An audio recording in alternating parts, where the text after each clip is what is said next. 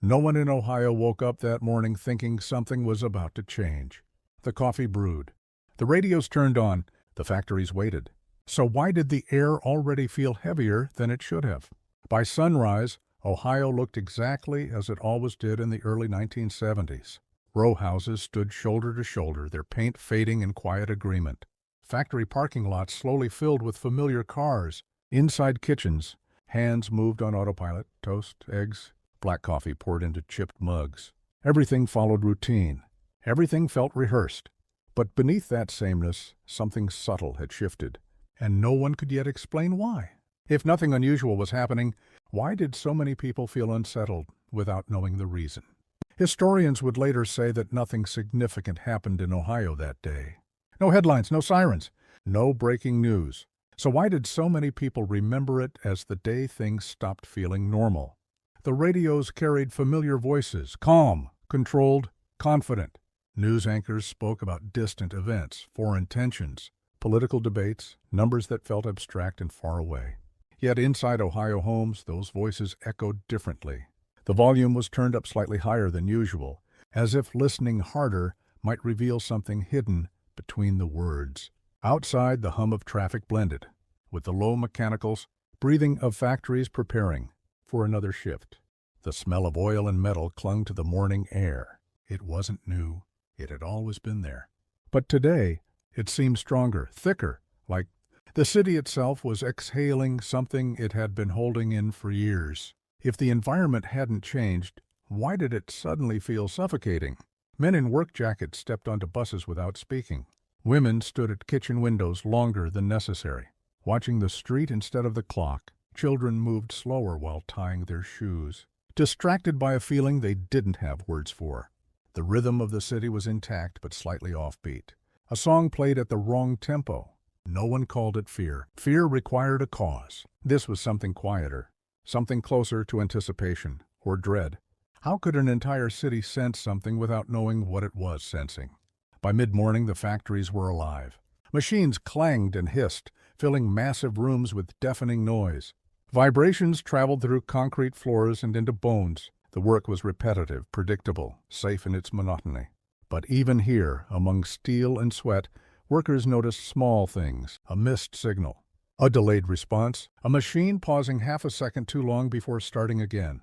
The sound of metal striking metal echoed sharply, then lingered, longer than usual.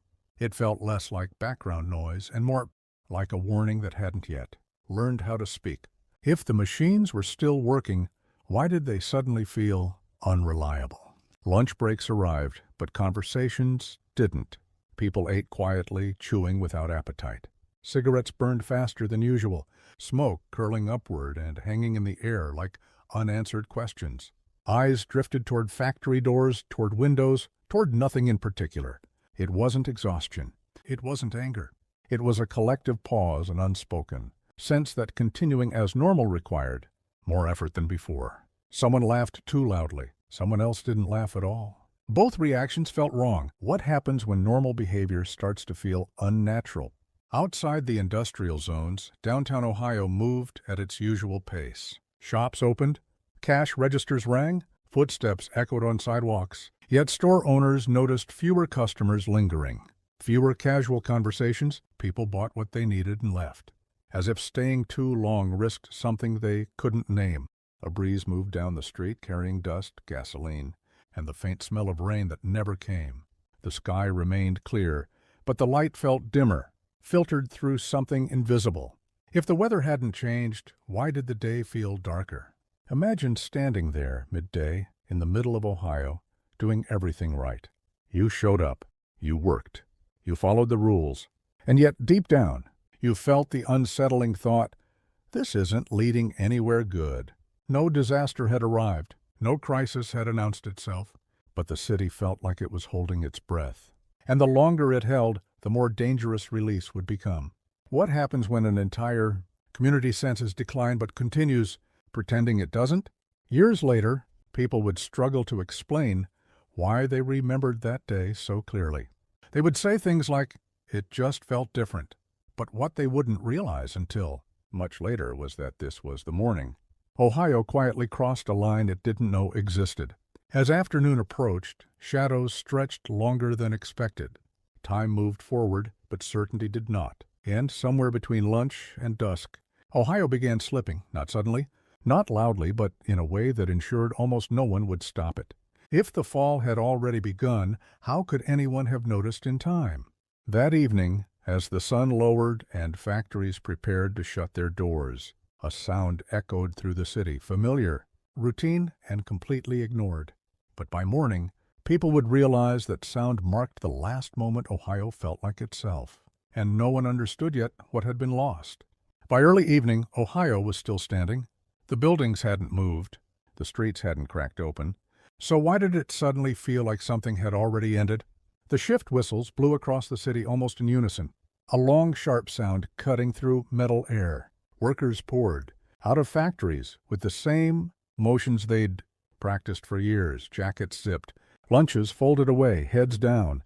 Yet the relief that usually followed the end of a shift never arrived. No shoulders relaxed. No laughter followed them out the doors.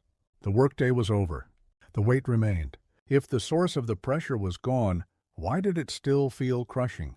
As daylight faded, Ohio's streets filled with the low hum of engines. Headlights flicked on earlier than expected. The sky dimmed, not dramatically, but reluctantly, like it was resisting night longer than usual. Store windows reflected tired faces back at themselves. Faces that looked older than they had that morning. Inside homes, televisions glowed blue against darkening walls. Evening news anchors spoke with the same steady voices, but now the words landed differently. Factory layoffs in other states, rising prices, political tension far from Ohio, none of it was new. Yet tonight each sentence felt closer, personal. The clink of forks against plates echoed sharply in quiet kitchens. Food tasted bland, even when it wasn't. Radios were turned down instead of up. When familiar information starts to feel threatening, what has actually changed, the news or the listener? Children noticed it first. They always did. They spoke less during dinner, asked fewer questions. Their eyes drifted toward windows, then away again. Play felt forced. Laughter ended too quickly. Even the youngest sensed that the adults were distracted by something they didn't want to name. Parents exchanged looks instead of words. Long looks. Heavy looks. Looks that asked questions no one wanted to answer. What do children learn when silence becomes the loudest sound in the room? Money was not discussed openly that night, but it was everywhere. In the way bills were stacked instead of opened. In the way plates were scraped clean. In the way lights were turned off room by room earlier than usual. Ohio had lived with economic pressure for years. Factory slowdowns, hiring freezes, overtime quietly disappearing. But tonight, the pressure felt different. Less temporary, more permanent. As if the future had narrowed without warning. People didn't say we're afraid. They said things are tight. At what point does tightening become suffocation? Outside, neighborhoods settled into uneasy stillness. Porch lights flicked on. Curtains were drawn. Cars passed more slowly. Footsteps echoed longer on empty sidewalks. Somewhere in the distance, a train horn cut through the air, long, low, mournful. It sounded like a goodbye no one had agreed to. The smell of gasoline mixed with cooling asphalt. The air felt damp, even without rain. Summer insects buzzed, but their rhythm felt erratic, disorganized. Ohio wasn't loud. Ohio was tense. What happens to a city when it stops making noise but doesn't find peace? Imagine sitting in your living room that night. The TV is on, but you're not watching it. Your body is home, but your mind is somewhere uncertain, somewhere ahead. You've done everything expected of you, worked, paid, waited, and still the future feels smaller than it did yesterday. No alarms, no announcements, just the creeping realization that effort might no longer be enough. How do you prepare for a loss you can't yet define? Late in the evening, something subtle happened across Ohio. People checked their doors twice. They locked windows they normally left open. They lingered before turning off the lights. Not because of crime, not because of danger, because of instinct. Something felt unfinished, unresolved, as if the day had introduced a question and refused to answer it. Why did safety suddenly feel fragile, even inside familiar walls? Decades later, many would insist that nothing unusual happened that night. No fires, no riots, no tragedy.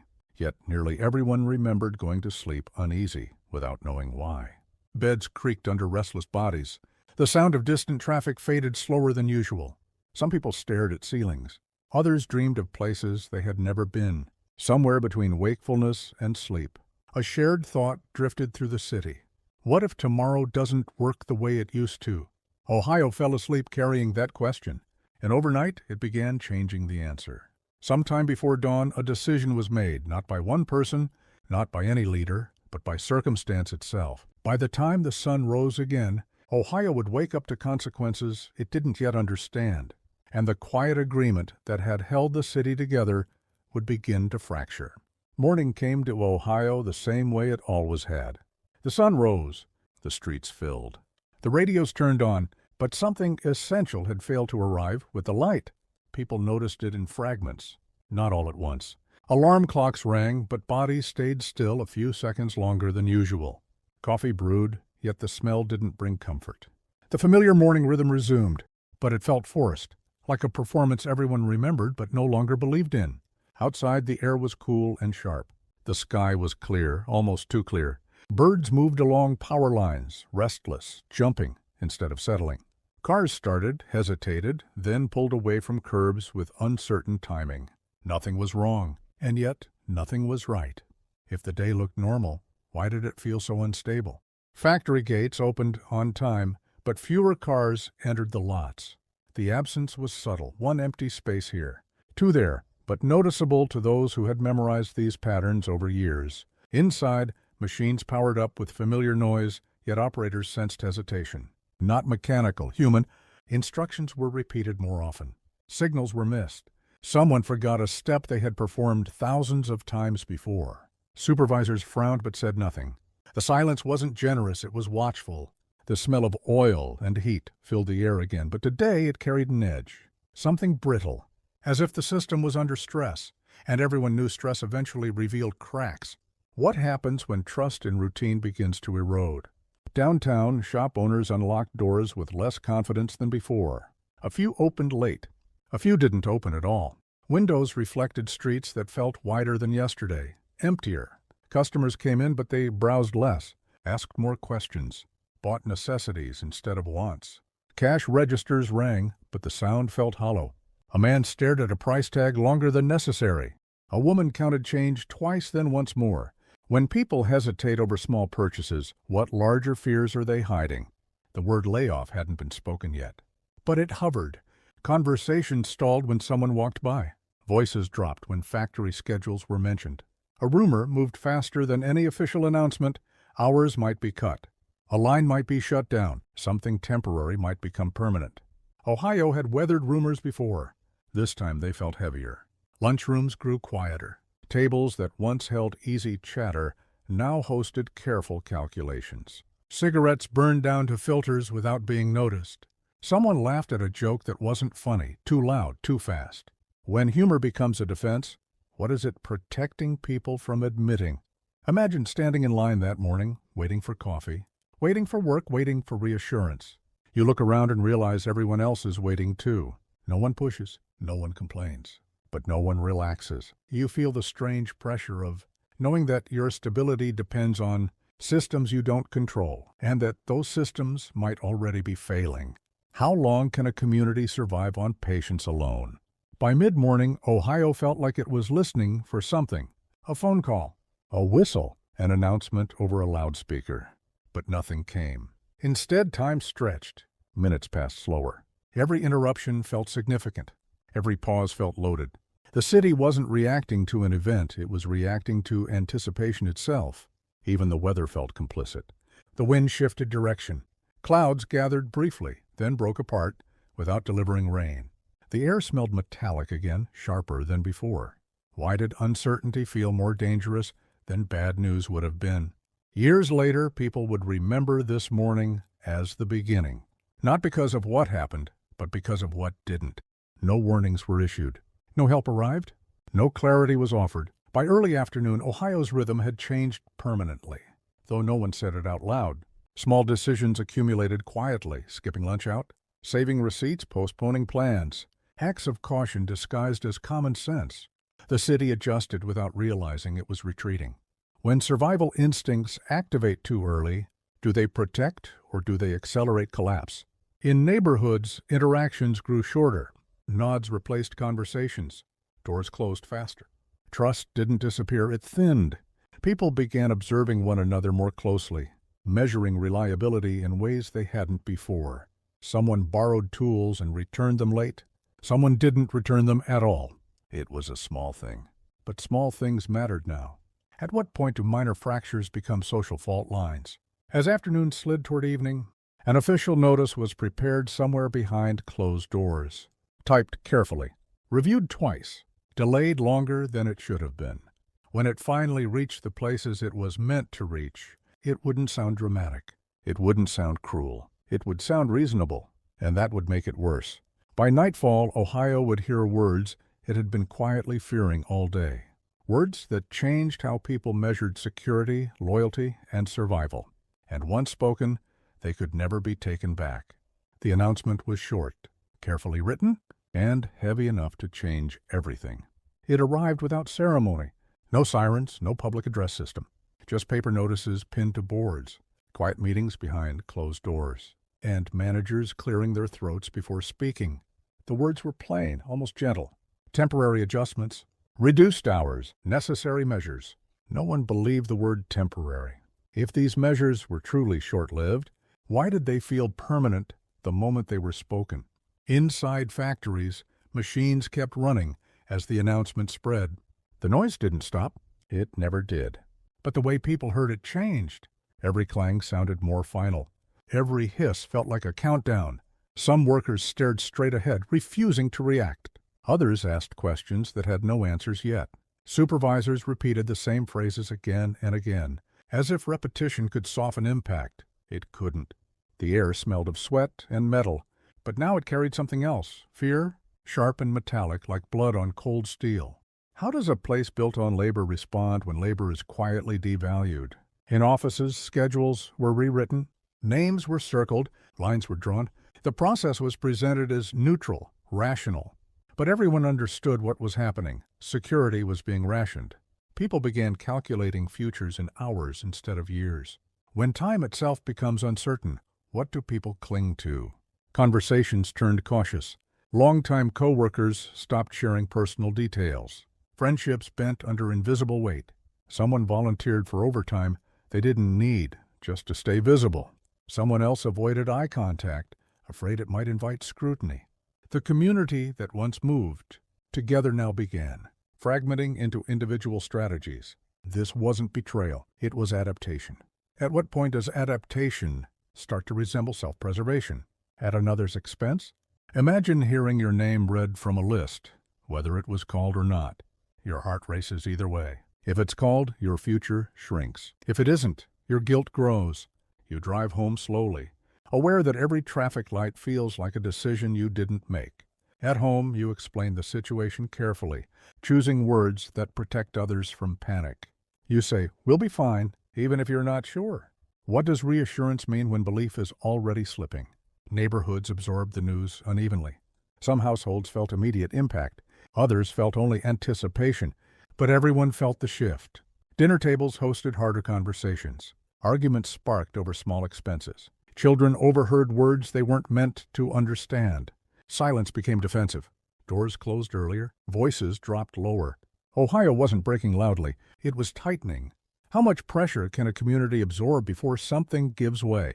The official explanation framed the changes as necessary sacrifices, shared hardship, collective endurance. But behind the language, something else was happening. Trust was thinning. People began questioning systems they had once relied on without thought. Employers, institutions, promises made years earlier.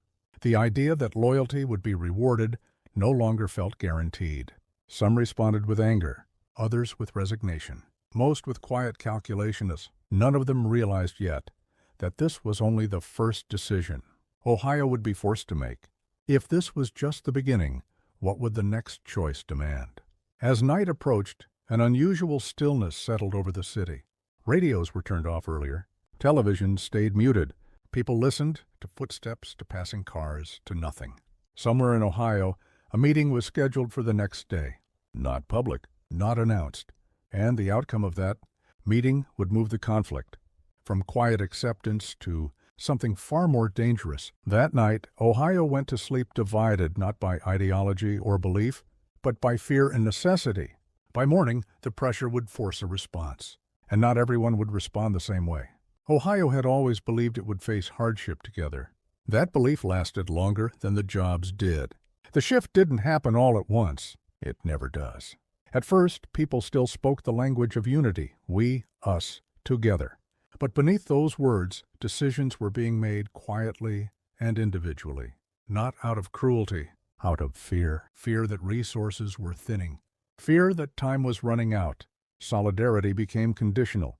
What happens when community stops being a guarantee and starts becoming a risk? Mornings grew quieter, not peaceful, empty. Factory entrances felt narrower. Lunchrooms felt exposed. Conversations stopped mid-sentence when unfamiliar footsteps approached. The smell of coffee no longer signaled comfort. It signaled routine without reward. Cigarette smoke clung to coats and hair stale and sharp. The city felt colder, even when temperatures hadn't dropped. Ohio was no longer bracing together. It was bracing alone. When warmth disappears from familiar spaces, what replaces it? Small incidents began to matter too much. A rumor about someone getting extra hours spread quickly. Someone else was accused quietly of saying the wrong thing to management. A shared tool went missing. A favor wasn't returned. None of these things would have mattered before. Now they felt personal. People began keeping mental records. Who could be trusted? Who couldn't? Who might take advantage if given the chance? These judgments were rarely spoken aloud, but they shaped every interaction. How long before suspicion becomes the default response? Imagine realizing that the person beside you, the one you'd worked with for years, might now be competing for the same shrinking future. You don't hate them. You don't blame them. But you stop sharing information. You stop warning them. You stop helping. And that quiet withdrawal feels worse than open conflict ever could. Is survival still survival if it requires emotional retreat? Neighborhoods reflected the change. Front porches emptied. Conversations shortened. People noticed who was home during the day and why. Glances lingered too long. Assumptions filled gaps facts used to occupy. Children sensed it clearly. Play became territorial. Arguments flared faster. Even they understood instinctively that cooperation was no longer safe. Ohio wasn't erupting. It was unraveling. What does a community become when everyone starts drawing invisible lines? Later, people would insist they never turned on one another. And technically, they were right. There were no riots, no public betrayals, just thousands of private decisions that quietly changed everything. Somewhere behind closed doors, discussions intensified. Policies hardened. Lists were revised again. The meeting no one knew about had happened, and its consequences were already in motion. Ohio felt it before it saw it. Why did the city feel like it was being prepared for something worse? By late afternoon, tension had reached a breaking point. Voices rose unexpectedly. A disagreement lingered longer than it should have. Someone walked away instead of apologizing. These were not dramatic moments, but they were irreversible. Each one chipped away at the idea that things would return to normal. If normal was gone, what was meant to replace it? As evening approached, a decision was finalized, this time not temporary. The language was still careful, the tone still calm, but the meaning was unmistakable. By morning, Ohio would wake up to a reality it could no longer reinterpret or soften. That night, people slept lightly, if at all, not because they expected disaster, but because deep down they knew endurance was no longer enough. Something was about to end, and something else, harder, colder, was about to begin. There was no single moment when Ohio realized it had changed. No clear ending, no sharp break. Just the quiet understanding that going back was no longer possible. Morning arrived without resistance. The sun rose, streets filled, doors opened. But the city that moved beneath that light was not the same, one that had woken up days before. Ohio continued not because it was whole, but because it had learned how to function while fractured. If life keeps going, does that mean the damage was survivable or just permanent? Factories still stood. Machines still ran, but the sounds no longer promised stability. They sounded temporary now, provisional, like everything else. People spoke in shorter sentences, planned less, expected little. The air felt thinner, not physically but emotionally, as if hope itself had been rationed. The smell of metal and oil remained, but it no longer blended into the background. It reminded people of dependence, of vulnerability. Ohio wasn't broken. Ohio was altered. What happens to a place when it learns not to expect continuity? Households adapted quickly. That was the most unsettling part. Budgets tightened. Dreams shrank. Long-term plans were replaced with short-term caution. People stopped assuming tomorrow would resemble today. Children adjusted without understanding why. They learned not to ask certain questions, learned that adults sometimes lied, not maliciously, but protectively. Dinner tables grew quieter, not tense, just resigned. When adaptation becomes instinct, what gets left behind? Imagine realizing that nothing dramatic took your future away. No villain, no catastrophe, just a sequence of reasonable decisions made under pressure. You don't feel robbed. You feel redirected, and somehow that feels worse. How do you grieve something that was never officially lost? Ohio didn't collapse, it recalibrated. People learned to rely less on institutions and more on contingency. Trust shifted from promises to preparation, from belief to backup plans. This wasn't cynicism, it was survival intelligence. But it came at a cost. Community became thinner. Cooperation became conditional. Kindness required calculation. Can a society remain connected once it learns to expect withdrawal? Years later, when people spoke about the 1970s in Ohio, they rarely mentioned this day. They talked about music, fashion, memories that felt warmer.